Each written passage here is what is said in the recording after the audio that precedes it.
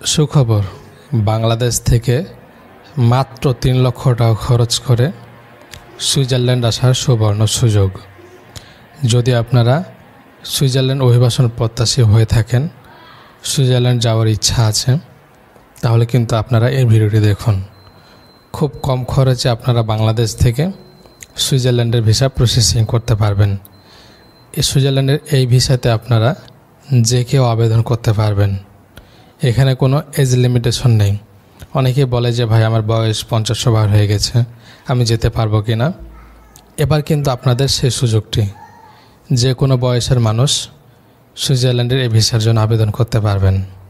এবং এখানে আপনার কোনো অভিজ্ঞতা লাগছে না, কোনটা IELTS লাগছে না, কিছুই লাগছে না। সম্পূর্ণ এগুলো ছাড়াই কিন্তু আপনারা নিজেরাই আবেদন করতে পারবেন। সুইজারল্যান্ডের ভিসা পাওয়ার জন্য কী কী ডকুমেন্টস লাগবে, কীভাবে আপনারা নিজেরাই প্রসেসিং করবেন, সে বিষয়ে আজকে একটা পূর্ণ ধারণা দেব, যাতে করে যে কেউ আবেদন করতে পারেন। আর হ্যাঁ, আমি যে ভিসার কথা বলছি সেটা হচ্ছে ভিজিট ভিসা। ভিজিট ভিসাতে আপনাদের কোনো রকম এজ লিমিটেশন, IELTS, শিক্ষাগত যোগ্যতা, তারপরে কাজের অভিজ্ঞতা কিছুই লাগবে না। এগুলো ছাড়া আপনারা নিজেরাই আবেদন করতে পারবেন। এর জন্য কিছু ডকুমেন্টস আপনাকে প্রিপারেশন করতে হবে। 1 নম্বর হচ্ছে আপনার ব্যাংক স্টেটমেন্ট লাগবে। একটা ভ্যালিড পাসপোর্ট থাকতে হবে, যেটার 2টা ব্ল্যাঙ্ক পেজ রয়েছে। 3 নম্বর হচ্ছে আপনার ট্রাভেল হিস্ট্রি লাগবে। আপনি এর আগে কয়েকটি দেশ ভিজিট করেছেন, এটি কিন্তু আপনাকে দেখাতে হবে। আপনার পাসপোর্টে সিল চপ্পর আছে, এটি কিন্তু আপনাকে দেখাতে হবে। হয়তো আপনার কমপক্ষে 7 থেকে 8টা দেশ ভিজিট করেছেন। এরপরে ব্যাংকে কমপক্ষে আপনার 6 থেকে 7 লক্ষ টাকা দেখাতে হবে। এরপরে হচ্ছে আপনার ছবি লাগবে, সদ্য তোলা 35x45 মিলিমিটারে সাদা ব্যাকগ্রাউন্ডের ছবি লাগবে এবং ট্যুর প্ল্যান লাগবে। এরপরে হচ্ছে আপনার ট্রাভেল ইন্স্যুরেন্স লাগবে। 30,000 ইউরো সমমান মূল্যের, আপনার বয়স অনুযায়ী যত আসে সেটা কিন্তু আপনাকে বানাতে হবে। এরপরে হোটেল বুকিং লাগবে। সুইজারল্যান্ডের কোন শহরটা আপনি ভালো করে ঘুরবেন, কোন শহরটা আপনাকে ভালো লাগে, সে শহরে আপনি একটা হোটেল বুকিং করবেন। এরপরে আপনারা খুব অনায়াসেই চলে আসতে পারবেন। এখন আরেকটা ডকুমেন্টস লাগবে, সেটা হচ্ছে আপনার travel itinerary, air ticket booking. এরপরে যদি আপনারা প্রবাস থেকে করেন, বিশেষ করে কেউ সিঙ্গাপুর মালয়েশিয়াতে আছেন কিংবা সৌদি আরব দুবাই আছেন, তারা যদি আবেদন করেন, সেক্ষেত্রে আপনাদের কোম্পানির NOC পেপার লাগবে। তারপরে ছুটির পেপার লাগবে, যেন কোম্পানি থেকে কোনো ঝামেলা না করে, নো অবজেকশন সার্টিফিকেট। এই ডকুমেন্টসটি হলে আপনারা খুব সহজেই বাংলাদেশ থেকে কিংবা দেশের বাইরে প্রবাসী বাংলাদেশিরা সুইজারল্যান্ডের ভিসার জন্য আবেদন করতে পারবেন। এখন অনেকের প্রশ্ন, আমরা যদি সুইজারল্যান্ডে আসি ভিজিট ভিসা নিয়ে, পরবর্তীতে আমরা সেখানে স্টে করতে পারবো কি না, কিংবা সেখানে স্থায়ীভাবে বসবাসের ব্যবস্থা করা যাবে কি না। দেখুন, আপনি যেহেতু ভিজিট ভিসা নিয়ে আসছেন, আপনার মেয়াদ হবে অনলি 3 মাস। 3 মাস পরে আপনাকে চলে আসতে হবে, এরকমটা তাদের সাথে কথা হবে। অ্যাম্বাসিতে যখন আপনি অ্যাম্বাসি ফেস করবেন, অ্যাম্বাসেডার্স আপনাকে এমনভাবে রিয়্যাক্ট করতে হবে, আপনাকে এমনভাবে আপনার ফেস ভ্যালু দেখাতে হবে যে আপনি 1 সপ্তাহের জন্য যাচ্ছেন, 1 সপ্তাহ পর চলে আসবেন বাংলাদেশে। আপনি কিংবা যেখানে আছেন সেখানে আপনি খুব ব্যস্ত আছেন, ভালো একটা জবের সাথে রিলেটেড আছেন, জব করছেন, আপনার ব্যাংক ব্যালেন্স আছে, আপনি এটার টানে যেন আপনি চলে আসেন, এরকম কিছু আপনাকে আপনার এক্সপ্রেশনটা দেখাতে হবে। তাহলে ইজিলিভাবে আপনার ভিসাটা পেয়ে যাবেন। আর কথা হচ্ছে যে নাগরিকদের বিষয়তে অনেকে সিটিজেনশিপ নিয়ে বেশি চিন্তা করেন, যে ভাই এত টাকা খরচ করে যাচ্ছি, আমাকে যদি চলে আসতে হয় তাহলে কেমন হলো। এখন আপনি যদি সেখানে স্থায়ীভাবে থাকার আবেদন করতে চান, তবে আপনাকে অ্যাজালাম করতে হবে যে আপনি সুইজারল্যান্ডে এসেছেন, সুইজারল্যান্ড আপনাকে ভালো লাগে, আপনি এখানে স্থায়ীভাবে থাকতে চাচ্ছেন। তাদের যে রুলস রেগুলেশন আছে কিংবা তাদের যে পলিসি আছে, সে পলিসিতে আপনাকে দেখাবে। পলিসি অনুযায়ী যদি আপনি এই রিকোয়ারমেন্ট আরও ফিল আপ করতে পারেন, সেক্ষেত্রে আপনি কিন্তু সুইজারল্যান্ডে স্থায়ীভাবে থাকার সুযোগ পাবেন।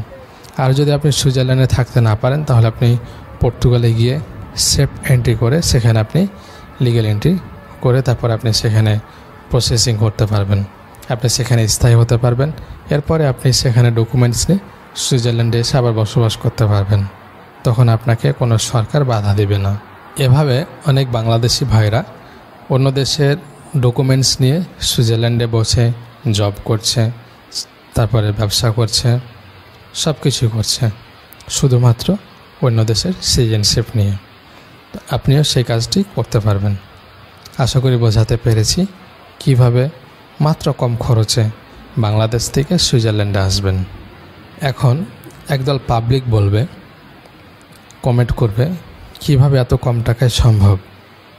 আমি আপনাদের হিসাবটা দিয়ে দিচ্ছি, আপনারা মিলিয়ে নিন। যদি আপনি 7 থেকে 8টা দেশ ভিজিট করে থাকেন, আপনার যদি এরকম যোগ্যতা থাকে, আপনার ব্যাংকে যদি কমপক্ষে 7 থেকে 8 লক্ষ টাকা থাকে, এই দুইটা রিকোয়ারমেন্ট যদি আপনি ফিল আপ রাখেন, আমি আবারও বলছি 6 থেকে 7টা দেশ ভিজিট থাকতে হবে, 7 থেকে 8 লক্ষ টাকা ব্যাংকে থাকতে হবে। এরপরে আপনার খরচ কোথায়? আপনি ব্যাংক স্টেটমেন্ট নেবেন বাংলাদেশে, হয়তো আপনার কাছ থেকে 200 থেকে 300 টাকা চার্জ নেবে ব্যাংক স্টেটমেন্টের জন্য, আপনি যে স্টেটমেন্টটা নিচ্ছেন ব্যাংক থেকে, এটার জন্য আপনার 2 থেকে 300 টাকা নিতে পারে। এরপরে হচ্ছে আপনার হোটেল বুকিং। হোটেল বুকিং করার জন্য আপনার কোনো টাকা লাগে না। যখন আপনি ভিসার জন্য আবেদন করবেন তখন কিন্তু টাকা লাগে না, জাস্ট আপনি বুকিংটা দেখিয়ে আপনি ভিসার জন্য আবেদন করতে পারবেন। ফাইনালি যখন আপনি পেয়ে যাবেন তারপরে কিন্তু আপনি টাকা পেমেন্ট করতে পারবেন। আর ব্যাংক হোটেল বুকিং আবার কত টাকা লাগে? ধরে নিলাম 50,000 টাকা। এরপরে হচ্ছে আপনার travel itinerary, air ticket. Air টিকিটের খরচ আপনারা ধরে নিতে পারেন 1,20,000 টাকা। তো এটা কিন্তু প্রাথমিক অবস্থায় লাগবে না। যখন আপনি আবেদন করবেন, অনেকের মনে প্রশ্ন জাগতে পারে, ভাই টিকিট কেটে নিলাম, তারপরে ভিসা হবে কি না হবে, সেটা কীভাবে কী হবে? দেখুন, ভিসার আগে টিকিট কিন্তু কাটা লাগে না, আপনি বুকিং দিয়ে রাখতে পারবেন। যখন আপনার ভিসাটা হয়ে যাবে তখন আপনি কনফার্ম করে পেমেন্ট করে দেবেন। এটা হচ্ছে সিস্টেম। তো এখানে আপনার 1,20,000 টাকা খরচ হতে পারে শুধুমাত্র এয়ার টিকিট এবং আপনার হোটেল বুকিং প্রায় 2 লক্ষ টাকা, ওভারঅল 2 লক্ষ টাকা ধরলাম। এরপরে ভিসার জন্য হয়তো আপনাকে 30,000 টাকা মতো জমা করতে হতে পারে, ভিসা ফি দিতে হতে পারে অ্যাম্বাসিতে, 2,30,000 টাকা। এরপরে আপনার খরচ কি আছে? আর কোনো খরচ নেই। এই খরচটি আপনি করে খুব সহজে আসতে পারবেন। আর ওভারঅল আপনি আগে যা খরচ করেছেন, আপনি যে 7 থেকে 8টা দেশ ভিজিট করেছেন, সেটা কিন্তু আপনার প্রিভিয়াস খরচ, সে খরচ কিন্তু এখানে আসছে না। আমি আগেই বলেছি যে আপনার ডকুমেন্টসগুলো যদি প্রিপারেশন থাকে, এই রিকোয়ারমেন্টগুলো যদি ফিল আপ থাকে, তাহলে কম টাকায় আসতে পারবেন। এই রিকোয়ারমেন্টগুলো যদি আপনি ফিল আপ করতে যান, হয়তো আপনার খরচ হবে, যখন আপনি 7 থেকে 8টা দেশ ভিজিট করবেন তখন কিন্তু আপনার 4-5 লক্ষ টাকা চলে যাবে। তো সেটা তো আপনার প্রিভিয়াস খরচ, সেটা তো আমি ধরছি না এখন। যদি আপনার এরকম করা থাকে, শখের বসে বলেন আর যে কোনো কারণে হয় আপনি ঘুরেছেন, ভিজিট করেছেন, সেই হিস্ট্রিটা দিয়ে আপনি সুইজারল্যান্ডে আসতে পারছেন। আশা করি বোঝাতে পেরেছি। ধন্যবাদ সবাইকে।